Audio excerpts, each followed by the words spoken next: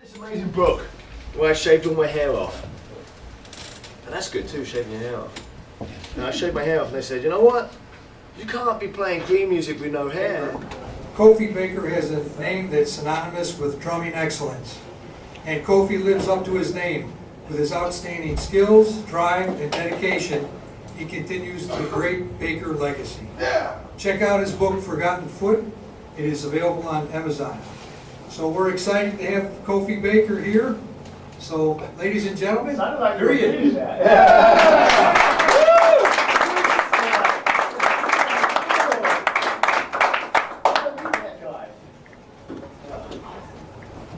Well, hello. Hello. Nice bright lights for the wonderful day.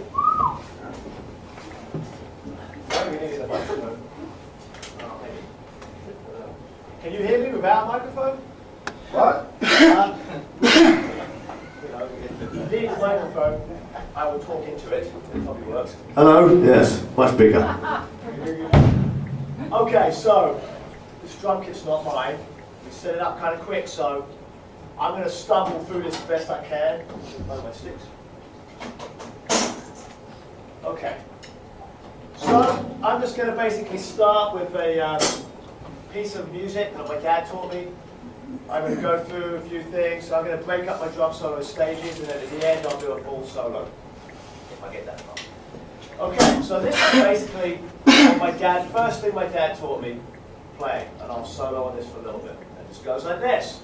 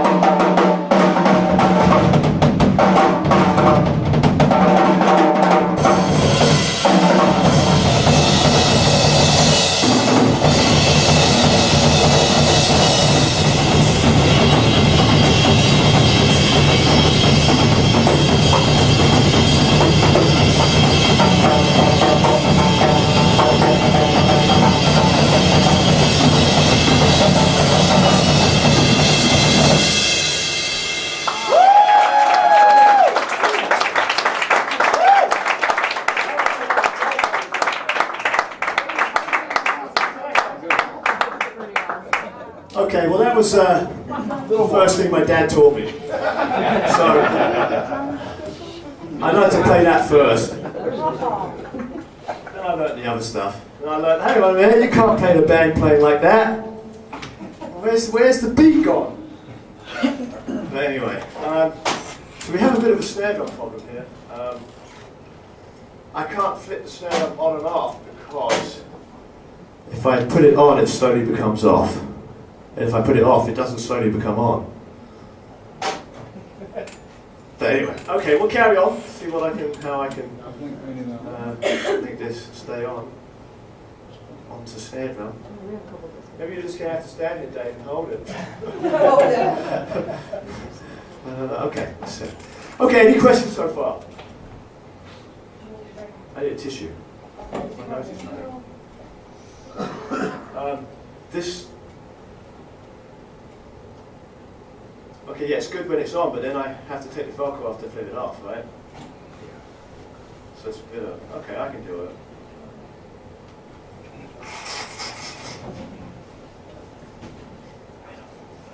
Yeah, see, my dad taught me, I've got one here, but thank you. Yeah, my dad taught me to always use the snare on and off, depending on what I was using. Most people just keep the snare on. My dad would always flip it off onto the tom-tom stuff, especially when you're soloing, because it makes it sound different. The toms sound different like this than they do like this. Not that you can hear that much. This drums. It's falling apart on me. It can't take it. Okay, then if we can just lift it up a little bit, it's falling. Damage these mahogany. Are they mahogany? Yes. There you go. Stay. Okay. Yeah, beautiful drum kit, hey? Yeah. So all this stuff. Nice. So any questions? How old were you when you started? 3, I think. I did my first gig in 1975, and I was born in '69. So I started pretty early. It's a shame because when you're like considered a child prodigy and all that kind of stuff, when you get old, it doesn't mean anything. It's like now I'm like an old dude. It's like, well, whatever, you know. I could play like that if I spent 30 years playing too. Whatever. Anyway, is that the only question? How old? Where did you play? Where did I play? Yeah, when you first. My first gig was televised on the TV. It wasn't really a gig. I mean, my dad had his kit set up. I was 6, and the roadie was like, "Oh yeah, you can play his kit. Go ahead." And I'm like, "Oh okay." And I get up there like a kid, start playing his drums, and then people started coming in. The cameras started rolling. They thought it was my dad, and I'm like, and as soon as I realised that there was just like people glaring at me, I was like, "Ah!" And I ran. I've never actually seen it. It's somewhere around on video. I've looked on YouTube, I've never found it. But I've been told that that's what happened.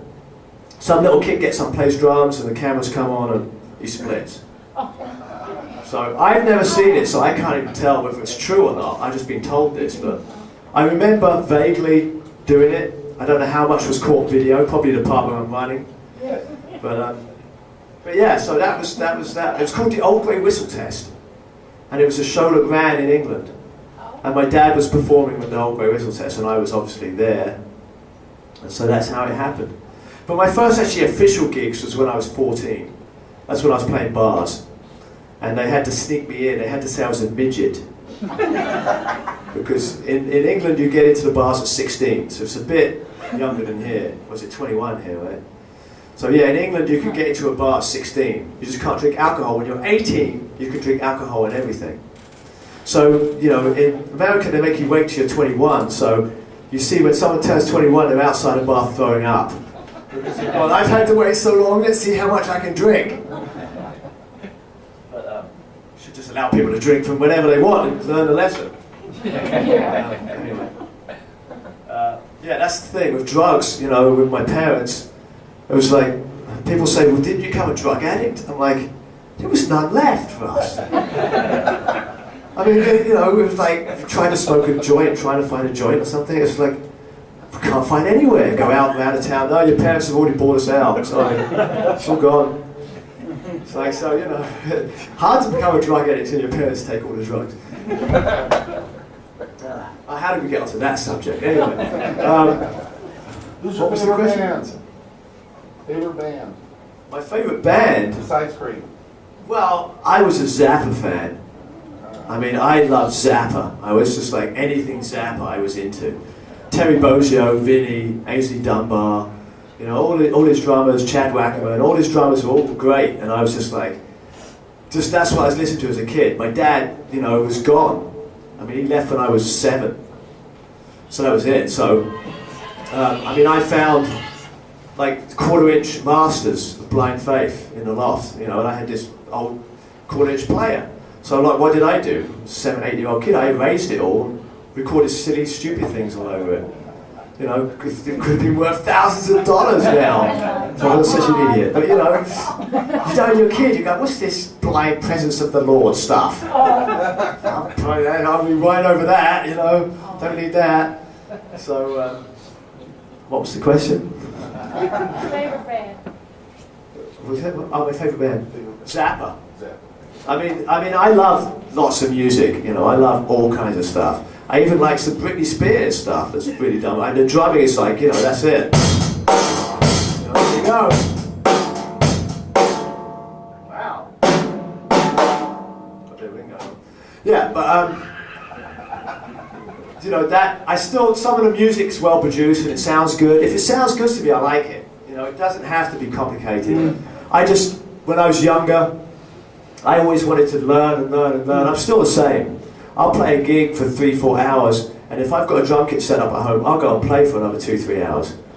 You know, just people ask me, what do you do for fun? I play drums. I mean, other than drums, that's it. I mean, I'm playing drums, I'm having a good time. So, what was the question? Favorite guitarist? Oh, this guy here. Favorite guitarist? I worked with a guy called Sean Lane, and he was such a cool guy. I have to say Sean Lane. But okay. Who were some of your instructors along the way? Well, my dad was obviously the first person to teach me. And I'm glad he did, because I've got a book called The Forgotten Foot. And what happened was, so I'm going to go off a tangent here, so you might have to remind me. Okay, what my dad taught me was to play with the feet, learning the feet first. So that's a good, when I tell people to take lessons, I'm saying, look, just get lessons from someone who came from either jazz, like my dad and all those drummers, you know, Charlie Watts, or someone who knows how to use their feet. So I say, just get my book and take it to an instructor. If the instructor goes, well, the left can't do the left foot, then what's going to happen is you're going to learn to drive an automatic car. You're going to drive that car for 10, 15 years and think you're good, and someone's going to put you in a stick shift, and you're going to be like, what? And now to drive that stick shift, you kind of have to learn how to drive again. Same with drumming. So if you've been playing drums without that left foot, you're just, you know, everything's there. It's okay when you're playing simple fills, because your quarter note's what you feel, right? That's what you're feeling. Right. That's what everybody nods their foot to, taps their, everything you hear music quarter. So if you're playing a quarter note beat, and your fills are really simple, they're just really like, we know where we are. We don't really need to do much. You can actually get away with being pretty complicated, so you know. As long as you got that bass drum going, you're like, okay.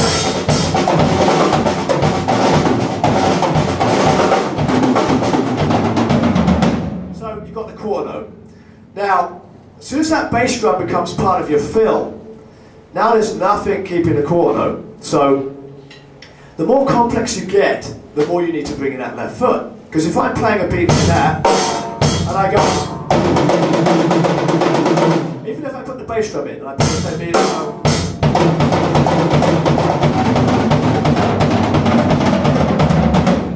there's no quarter note there, no one can feel the pulse. If I do that same fill, and I do that, the quarter note just brings it in. So now everybody knows where I am.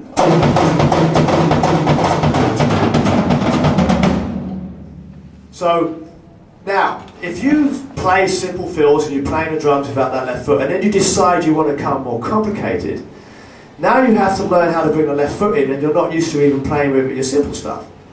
So it brings, what happens is a lot of time, if I have a student who's been playing for 10, 15 years, they come to me and they have no left foot, it's just like, I'm just going to have to learn 3-lit. Just teach me the fills, teach me everything, but I'm not going to get left foot because it's too late.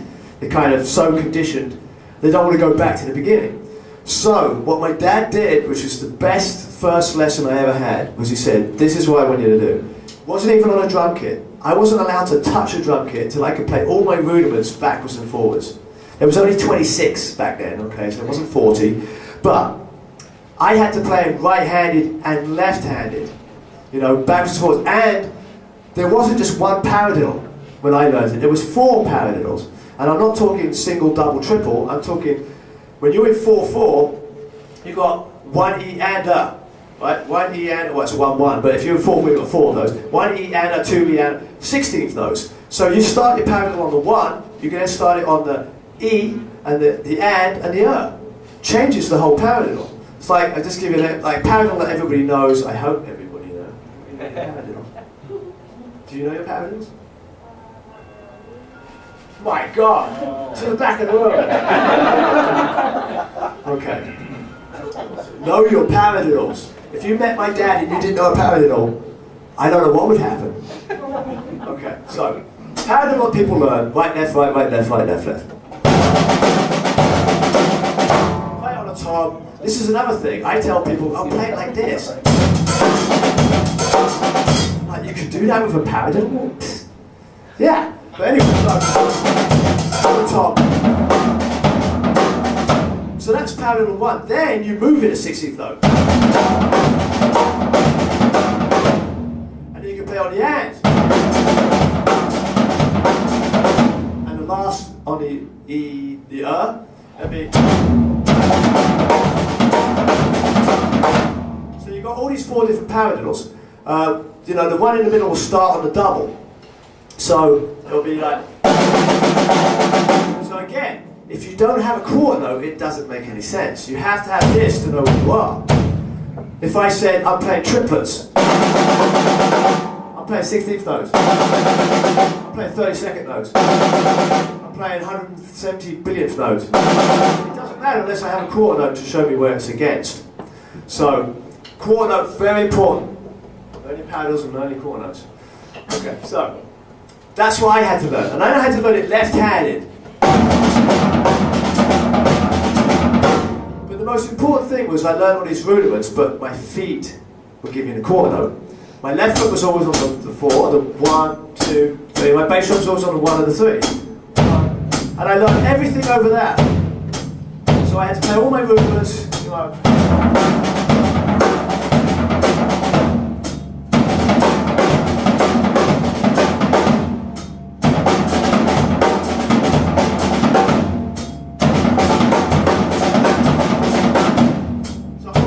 foot pattern, then I'd learn flam accents or flam anything. So flam accents would be cool because you can play in triplets like this, which is how they're written. Left hand first, I suppose.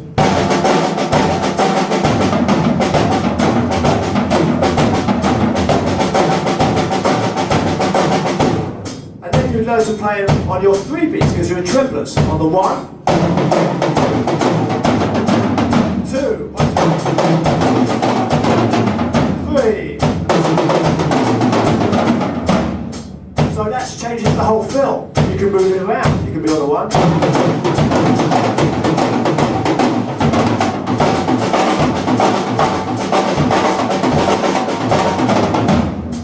So you're learning to play the rudiments in all the different places you can place them, which changes the whole thing and opens up your whole thing. So your 26 rudiments now become 26,000 rudiments because you can put them in all different places. So, but the most important thing was keeping that quarter note on my feet. So, you asked your question about instructors. Yes. Back from tangent. What was the question? But my dad was probably the most important instructor for my bassist. But then I took lessons from all kinds of people all around London. Egyptian people, lute players, not necessarily drummers, Okay. just musicians, that would have a different concept of playing. And they would say, I need you to play this rhythm over this lute. You know, this like that. It's kind of weird 7/8 and 9/8 stuff. And then they take out parts, so you're missing this, like.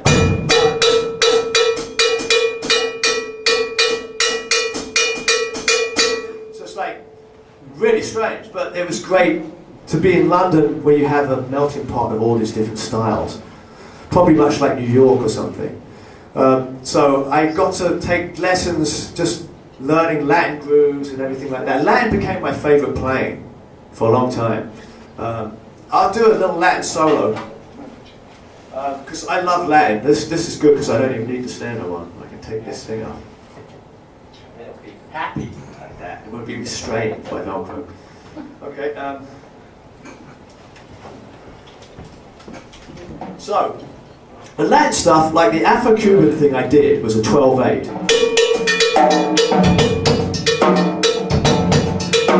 So the Latin is the same pattern, but now it's in a 16th third fill.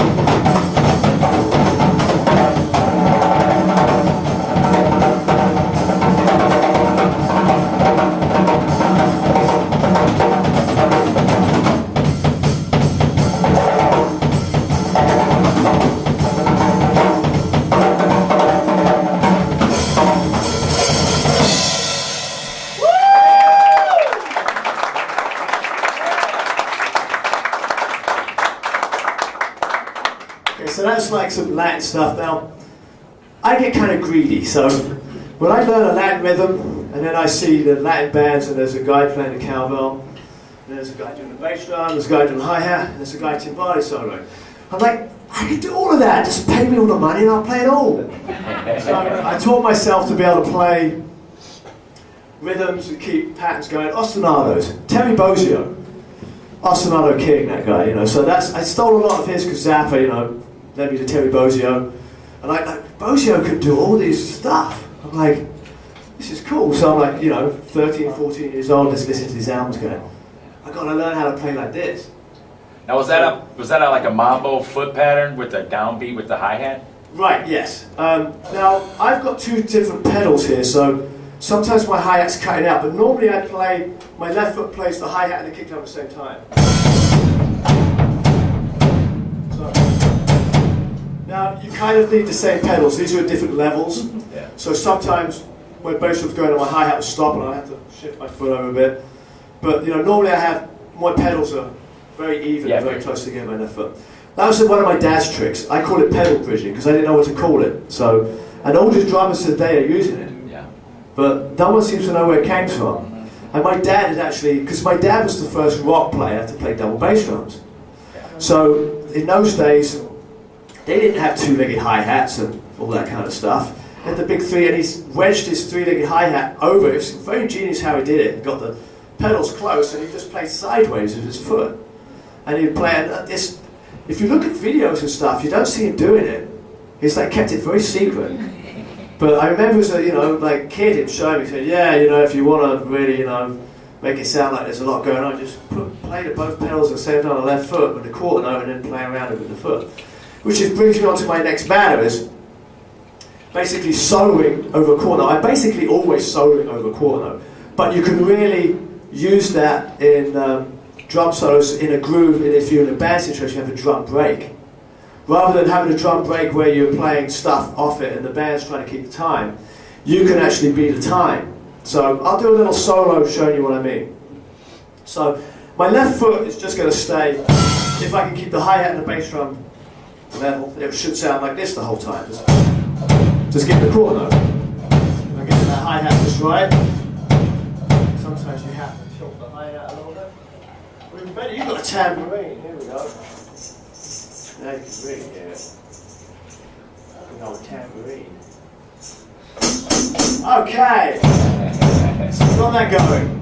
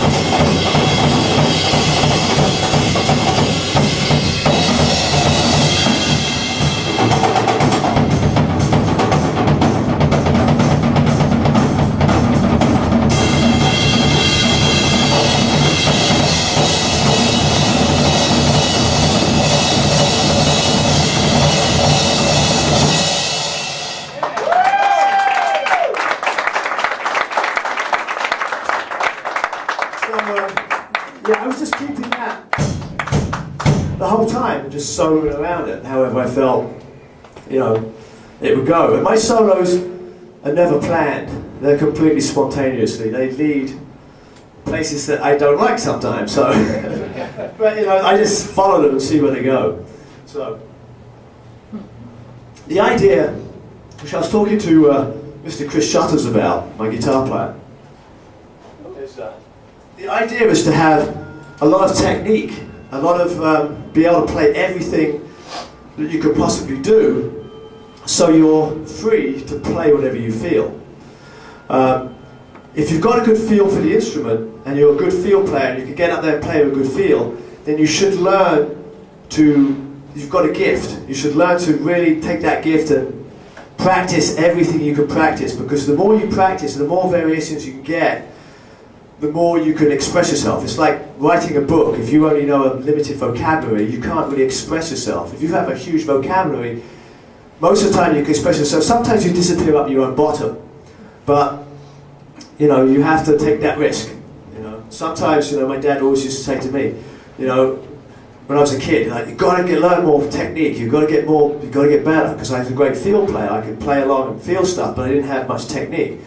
So, you know, when he left home when I was 7, I was like, that's it. You know, I'm going to learn. And I learned, sat down and learned. And I saw him again when I was 14, and he still said you could do all this. Opened my eyes with all this stuff he showed me. And I went home and I saw him when I was like 19, and then he said, now you've got to stop playing drums for a year. I was like, why? He'd go, because you've got too much. I was like, but I want more. So I said, screw it, I'm not listening to my parents. I'm just going to keep learning. And I think that's the best thing in life, is to keep learning. I think as soon as you stop and go, I'm content with this, then I think the journey is, like, the great thing about music and drumming is you never stop learning. You can play your whole life, every day, just take breaks to eat and pee and poop and whatever. And you can still not master the instrument because there's too much, it's too deep. So with my students I say, really at some point you're going to have to pick a style. Look, you know, obviously you can play Latin, you can play rock, you can play this, but you're going to have to pick a style which you're going to go into. And that's good because that makes you have your own voice. You know, like my dad, you can tell my dad's drumming. Vinny, you can tell Vinny's drumming. You can tell Steve Gadd's drumming. You can tell people like that is drumming because they have a voice. They sound like that person. So that's what you kind of do. I hate to say to a student, you've got to learn the way I do it. I like to teach basic technique the way I learn. I learn technique and then don't play it the way I just taught it to you. Play it however you feel it. Just take that technique and experiment. And sometimes my students come back with stuff. I'm like, okay, play that again. This one down. You know, okay, yeah, that's a good one, yeah, okay. And I'll practice it and go, oh, that's the one, right. Because they look at things differently. You know, even like beginner students, they'll look at something completely differently. And that's great to have. You know, everybody should have that. I think the holding up, okay. Any questions? Okay. How important is reading, do you feel? How much reading? Yeah, like how important is reading music? Well, reading is extremely important if you want to be able to pick up a book and learn. It's also extremely important if you want to make music your living. Because if you want to pay your rent and your property tax and everything else you have to pay, I'm finding out, you have to like be able to work. Now, readers get the best jobs because, you know, when I was a kid and I learned to read, I got a job in a pit, you know, doing, and it was good money, and I just had to show up, no rehearsals, music, and play the thing, and here comes the comedian, you know, it's like that kind of stuff, which is fun, and you're just reading everything. Some funny stories about that, but I don't think I've got time to go into those. So reading is very important. Whether or not you use it, I don't really use it anymore because I'm playing Cream Experience. And I love the Cream music so much that I've kind of really just got into just doing this. I write my own music, but I just, you know, I'm trying to write music like the way they did it now because I'm thinking it's just, when you get into it, it's really cool. I never got into it as a kid, but now, as I get older, I was into jazz and fusion. How technical can I be? How can I play 7/8 to 9/8 to 7/8 to 9/8? And it'd be, why? And amazingly, my dad's new album is called Why. And I think as it comes on, it's like, you know, why? So you really got to do music for fun and do what you enjoy. I think technique is important, like I said, but don't let it, you know, I don't know if you guys know Thomas Lang. Okay, Thomas Lang is your prime example of what happens when there's nothing else you can possibly learn. That guy's like nutcase. And I was watching the video thinking, when I get to the end of this and he does a drum solo, I'm just gonna shoot myself. And it got to his drum solo and it was just everything he practiced in the lesson and the video. And I was kind of disappointed because it just showed that you can have that much technique but not be able to say anything with it. Like Steve Gadd. Steve Gadd says everything he wants to say in a few bass drum hits, you know, and you get it. So I've learned that as I got older, you know, and that's why I love the Cream stuff, because my dad was actually saying, okay, look, you know, he started playing jazz, and he started like going, okay, this is really what it's about. He went to Africa and learned all the African stuff, and really, you know, how many people have seen the documentary? Really? That many people haven't seen it? Okay, well, you've got to watch it, because not only is it hilariously funny, I mean, you should watch it, because you don't want to end up like that. Yeah. You don't want to make millions and millions of dollars, blow it, and then make millions and millions of dollars again, and blow it exactly the same way. And even in the documentary, he says, I was an idiot because I blew my money this way, and he did it again. So watch the video. It's got some language in it, so you may need to wear some earplugs occasionally. Mother might have to pop the ears, but I'm sure he's heard all that stuff anyway. Yeah, the documentary is really good. It's just because it's just hilarious. My dad is such a character. It's like amazing that someone exists like that, but he does. So what was the question? No, that was great. That was great. You answered it. Okay, is there any other questions? You just want me to play some more? Oh, okay. I'll do that gladly. Okay, so we've covered a few things. Double bass drums, probably. Playing double kick drum stuff. So that's really important as well, because if you learn to play the hi-hat, if you've learned to play quarter notes like this, you can play eighth notes.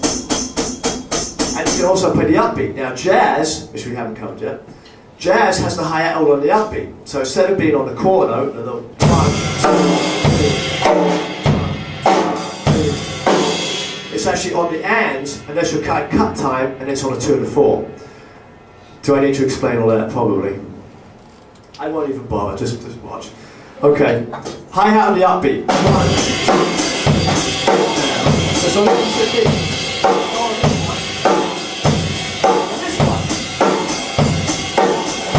then you put the jazz with it, and that's how my dad plays a 4/4 beat. He doesn't really play it like this.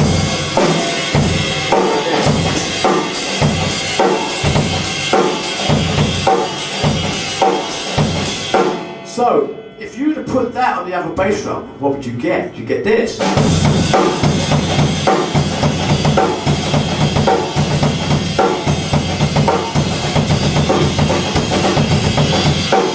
So it's cool.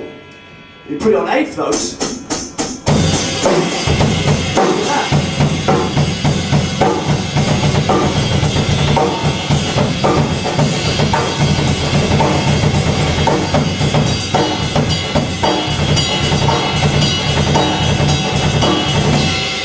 Now what I'm doing there is John Bonham had a famous beat, and it was this.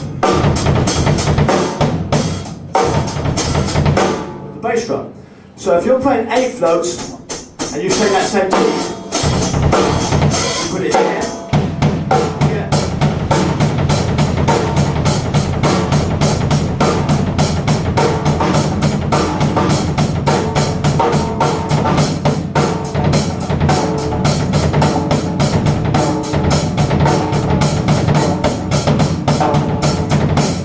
So I'm just taking a hi-hat pan, put it there. So your double bass drum is pretty much learned if you've learned to play the hi-hat. When you get to your double bass drum, this guy looks really excited. Are you okay? Is it like, oh, okay. It's like you're like really like wow. So good. Okay. I just like see your face there going, whoa. Okay.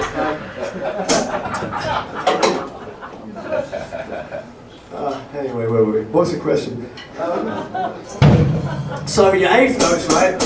So your bass drums are pretty much like. Now if you want to play 16th note triplet single stroke, then you have to play a single.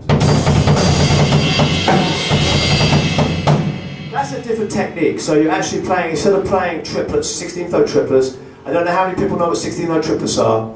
There's 16 of them in the bar, that's for you, all you need to know. So 16th note triplets, actually it's more than 16, there's 32, 24. 6, 6 and 6 and 6 is 24, right? Yeah, so 24. So your 16th note is this.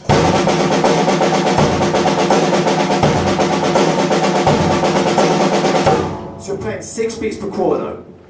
Pay attention? Good. 16th note triplets. So 8th note triplets. Quarter note triplets.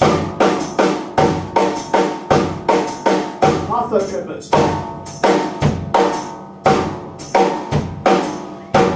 So those are your triplets. Easy way to get to these, especially the weird ones like the half note triplets and stuff. I know I've gone off double bass drums, but I'll come back. Is to this technique. If you can play 60 or 8th note triplets, so you've got 3 to each beat. If you take one hand out, the left hand, you've got quarter note triplets. If you do that with 2 hands, you take one out,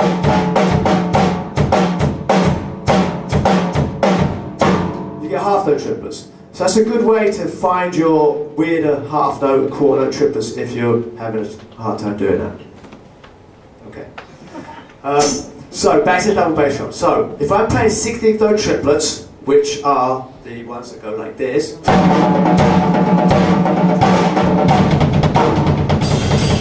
that's when you're going to get the single note.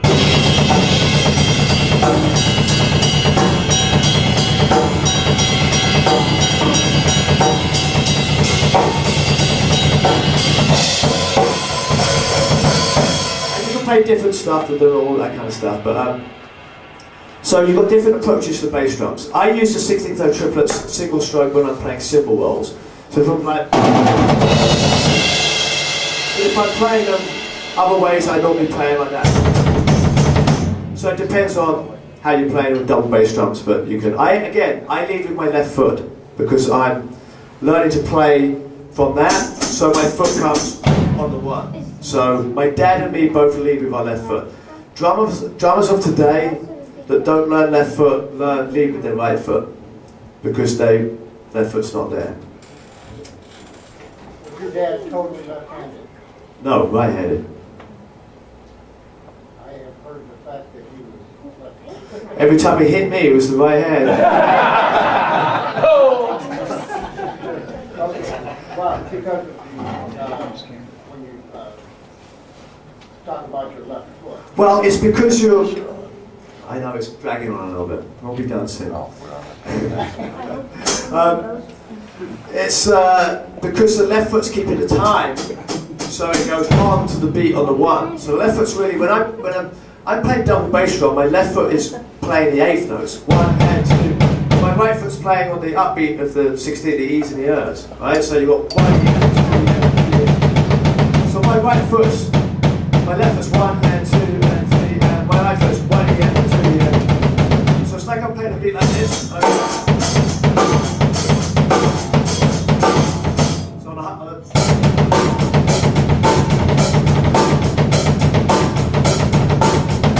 and I put triplets in there as well, but you know. Okay, so actually what you're doing is you're actually leading with your left foot, Yes. right? Yeah. Okay, so what about a person who is left-handed but also right-handed in certain ways? Left-handed and right-handed. Yeah. Ambidextrous. Then it'd be ambidextrous, yeah. No, I messed up. No, that's great. Well, okay. I mean, I Ambidextrous is when you can do everything with your right hand and everything with your left hand. But the other part, what I'm talking about, is you can do some things with your right hand and some things with your left hand, but not equally. right. Well, in my book, Is that ambidextrous? yeah, too? no, it's well, I probably some form. In my book, there's a section called mirrored exercises, and it addresses that exact thing. Say you're playing an Afro-Cuban beat like that. You want to play it with the left hand. You practice them both ways, but you try to actually mimic, like you play one thing with one hand and one with the other to make them independent. So if I'm playing like a shuffle, and I want to play an Afro-Cuban as well.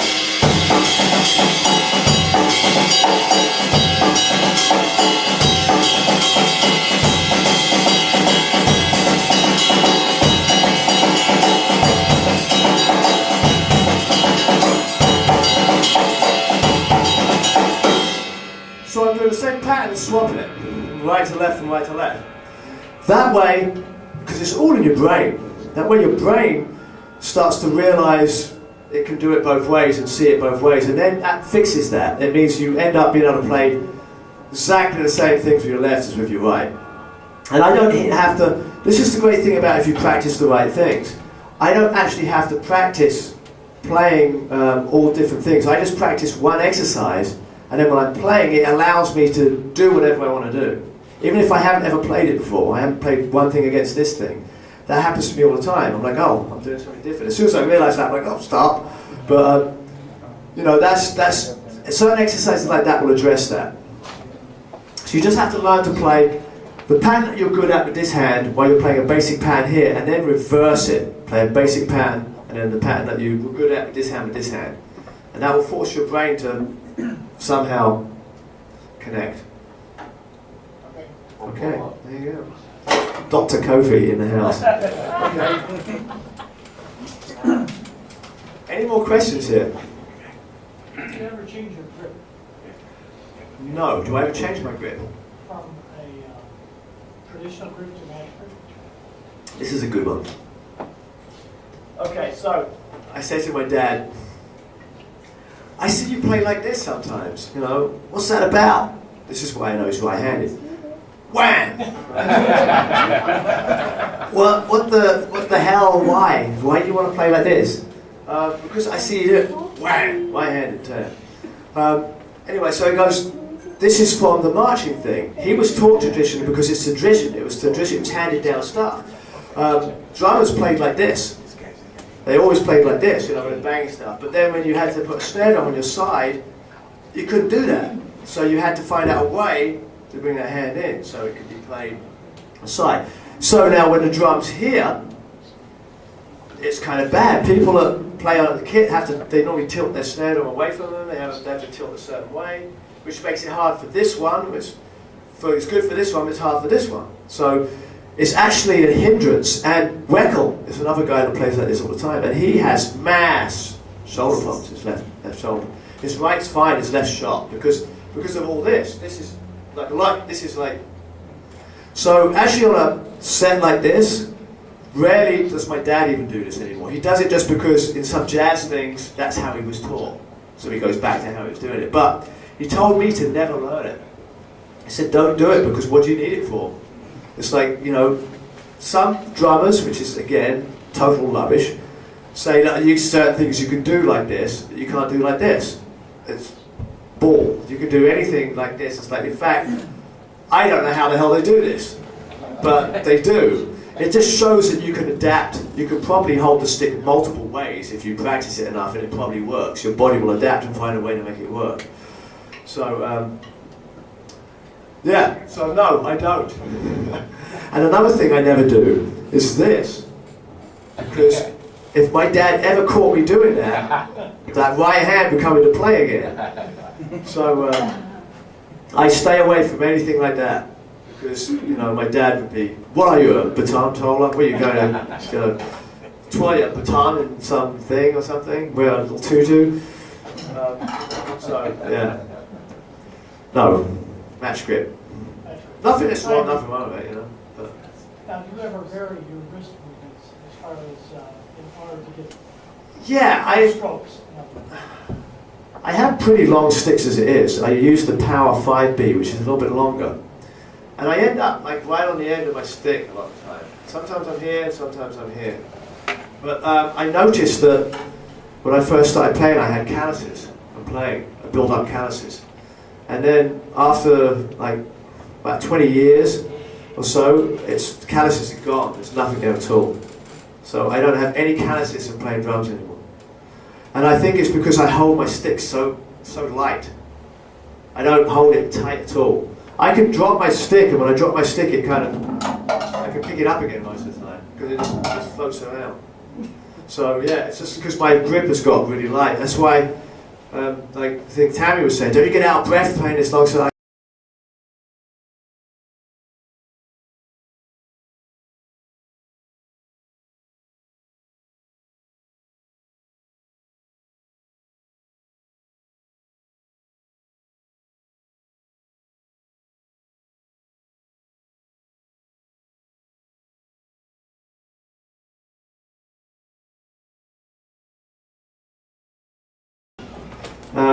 I'm too selfish, I think. I just, you know, I don't have the time for myself. I get it. I have 2 kids, and I feel with my upbringing of my dad, again, if you see the documentary, if you have a kid, you have a responsibility to that kid, and you should give it time and nurture it, you know. Like, I think that's important. Do you play other instruments at all? I play the keyboards, Okay. but I'm a 2 fingers with this hand and 1 with this keyboard player, but I play a sequencer, so I'll play parts and then I'll play another part. So it ends up sounding like I've got all my fingers going. But yeah, I've just never really spent the time to do that because it holds my attention. I can do 2 notes, 2 notes, I can get 4 notes. That's like vibes, so that's good enough for me. You know, that's how I, you know, write. But keyboards and drums are both percussive instruments, so they're both in the same family, really. So I suggest, yeah, always have like a keyboard or something. Stringed instruments to me are too off the. I like keyboards because it's all laid out. It's right there. Okay. Any more questions? Are we good? No?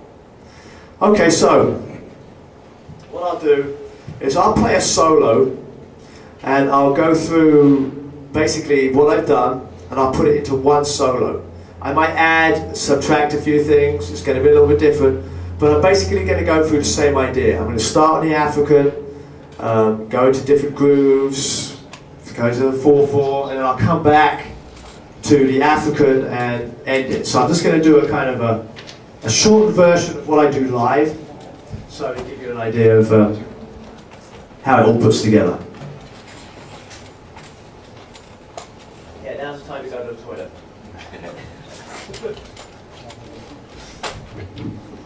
Okay, so I'm going to start to say now, the snare thing, I suppose I'm just going to have to keep, it doesn't stay up at all. I'm going to grab another snare for you. Have you got another snare? Yes.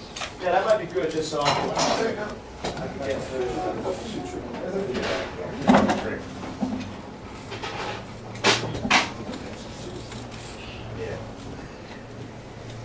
Yeah, because I need to take the snare on and off, so yes. This has got a 3-way trick. Great. Oh, this has got the trick snare too. Yeah, there's this 3-way on that switch. Yeah, I've got the same snare toe off, so I know this one. It's good. Now, I use aquarium drum heads, and I think they're way better than Remo. But attack are good. I think Ainsley Dunbar used to say. Okay. There we go, yeah. Okay, so I'll normally start my drum solo in the acid stuff with the snare off, but it all depends. Okay, so here we go. If this drum kit holds up through this thing, will be in good shape. Drums have kind of really got out of tune, but we have a lot of time to do our best. Hello.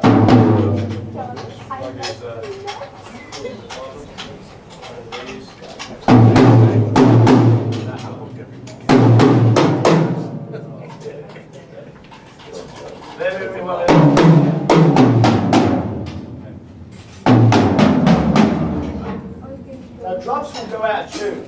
Now if you play like me, if you look at my sticks, they go in the middle. So I play the drum flat, so my heads never wear out. My drum heads, I put them on my kit, I don't really ever have to change them. The only time I change them is if a tip falls off the stick and I dead them, or if a stick splits and I go through a head. Other than that, I'll keep my heads on my kit for 6, 7, 10 years if I have to. It doesn't really matter to me. So your heads will last forever, but your sticks will fall apart, and your drums will loosen. Because if you're hitting the rim, you're pushing down on the lug, and the rod will loosen out. There's ways around it, but it depends on how you play. If you play into the head like this, you're not going to get the full, you're not going to get the drum sound. You're going to get the head on the drum, and your heads won't last as long. You'll probably start dead on your heads. And you kind of always want to make sure that your drums are set up. You're a drummer, right? You are a drummer, right? Like that, because I'm telling you a lot of stuff, so make sure it's drummer. So if you set your drum kit up, make sure it's not really tilted in or anything, because you don't want to get carpal tunnel when you get old like me. Right now you're okay. But, so you want to set your kit up like this. When you put a stick in your hand and come down, set your drums up so everything's comfortable for you. Arranging your kit, you can arrange it however you want. That's custom. You can put the floor top here if you want, and if you want, but make sure everything's in all reason. Okay, with that said, we'll start in the African, and I'll try and round this up as quick as I can. Here we go.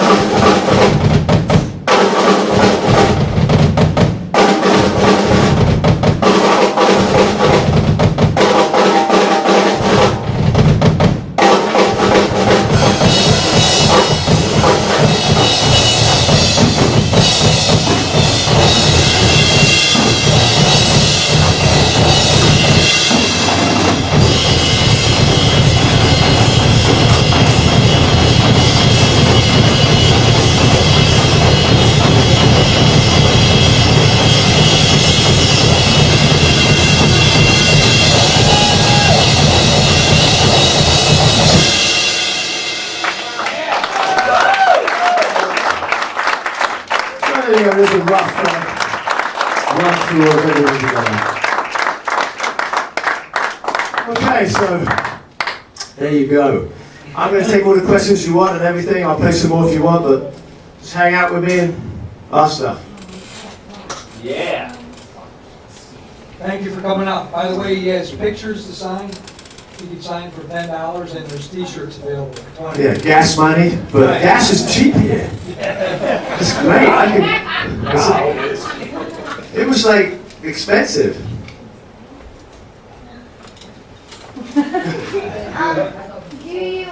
Do your arms ever get tired and do you play drums? Do my arms ever get tired and do I what? Play the gong. Play golf? Gong, the gong. Oh, the gong. Hang on a minute.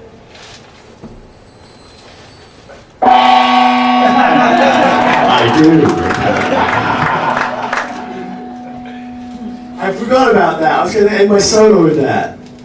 Glad you reminded me. Do my arms ever get tired? When I fly a lot. No, they do, yeah. I get tired, especially as I'm old. You're young. How old are you? 10. 10. Good age to be. Stay there. Okay. Well, you're going to have to stick and talk to me normally. Did you have a chance to spend more time with your dad in England or in Africa? I've never been to Africa. The only time I spent with my dad has been Colorado, really. Most of the time I spent with him. Because he left when I was 7, and I'd see him every now and then. I went to Italy. I spent 3 months with him in Italy. And I spent probably a couple of years with him in Colorado. So that's the most I've ever spent with him. And the video, Beware Mr. Baker, then you were in the shots of you in there was in Colorado? That was where that was? No, that was in California. Okay. I live in California now. So, and that's before I got hit by the car. So I was in better shape then. I got hit by a car on a bicycle. You have a smartphone? I wish. You wish. Oh, come on, give him a smartphone. My cat even has a smartphone.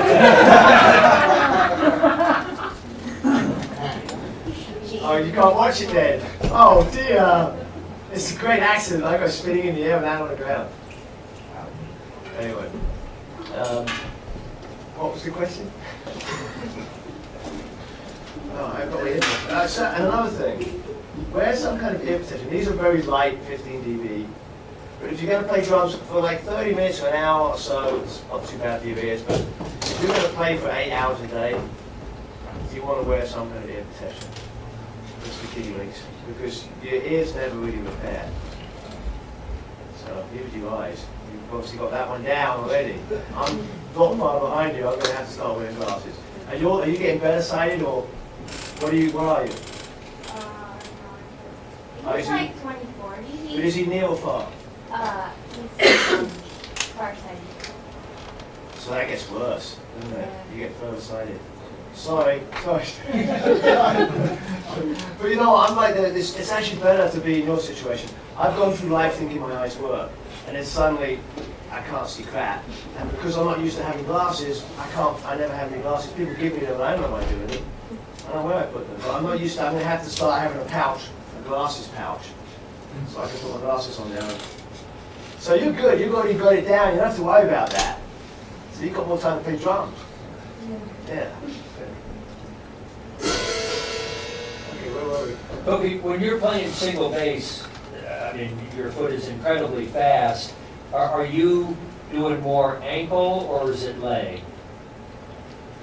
It's actually leg and ankle at the same time, really, but I use different techniques. My left foot and right foot develop differently. It's another thing, really, you have to follow I slide on my right foot and I bounce on my left foot. So there's two different techniques, it's bouncing and sliding. I do one with one foot and one with the other. But, that's just how it developed for me. Because I was a single bass drum player for so long, I played the hi-hat as bouncing, and I learned to play the kick fast with sliding. So then when I went to the hi-hat, the bass drum with my left foot, I just get the same technique.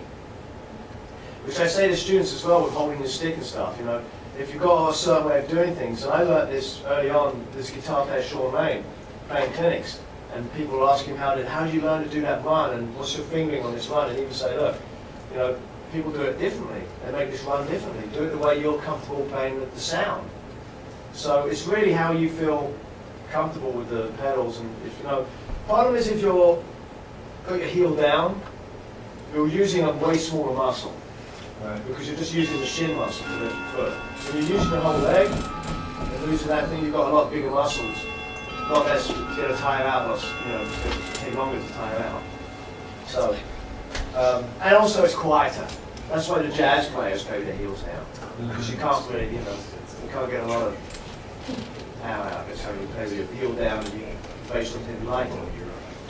So, yeah, but that's what I do. Okay, well, let's just hang out. If anyone wants anything, let me know. When's your next gig? You said that. Oh, yeah. I thought it was Christmas. Oh, next week, when is it? It's Thursday, right? In Germany. Yeah. Is it Thursday or Tuesday?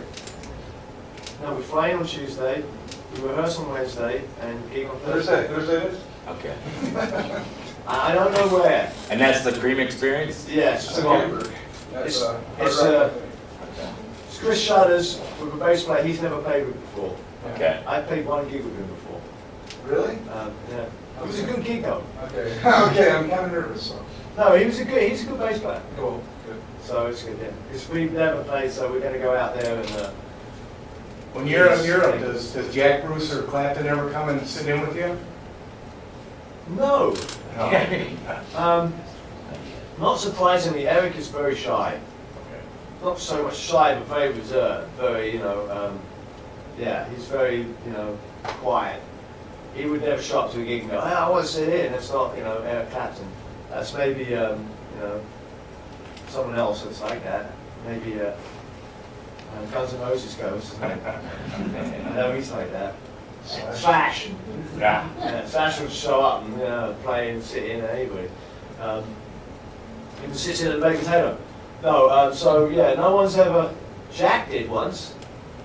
When I was playing with Jack's son, his dad got up on stage and played and wrecked the place. I mean, this is the thing. These people are like hilarious. These old rock star people. They don't care. I mean, my dad will play, and if he needs to pee, he'll just stop. Go pee. Come back, and okay, let's carry on. Whatever. Just doesn't give a crap. Really doesn't. Like, yeah, like. Kofi, you did that with the Chicago line, right? Yeah, I know, you told me, and I've heard him do that several times. I mean, he would be like, say he was doing his clinic. I mean, it's like, he would have come in here probably, and just walked out. He would have gone, what? It's like not the right drums, not his brand of drums, not anything. He would find anything that he could to be like, whatever, and not do it. I mean, I set his drums up for him several times, and it was just like, he would just throw the hi-hats on the floor and walk out. The hi-hat was slightly to the left. It's like, come on. My tuning experience, I had to tell you about this. Because we were trying to tune these drums, he had to tune pretty high, so I had to tune them down. And I can't really repeat all the words my dad said, because there's a younger person here. But he would pronounce the drum key with a few choice words, what it is, and then basically slam it on the plug so hard it bounced off. And like, this is how you beep, beep, beep, beep, beep. Tune the drum, bang, and then just walk off. That was my tuning. Is your dad like that?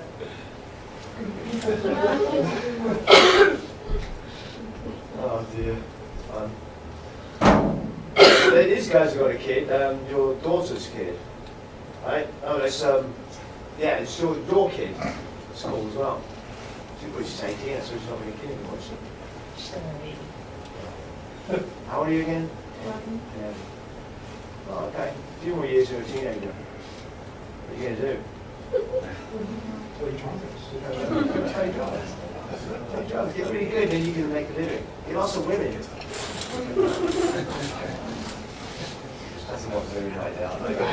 Actually, really stay away from it. Actually. You'll find out. Come back in about 20 years from now and we'll answer that for you.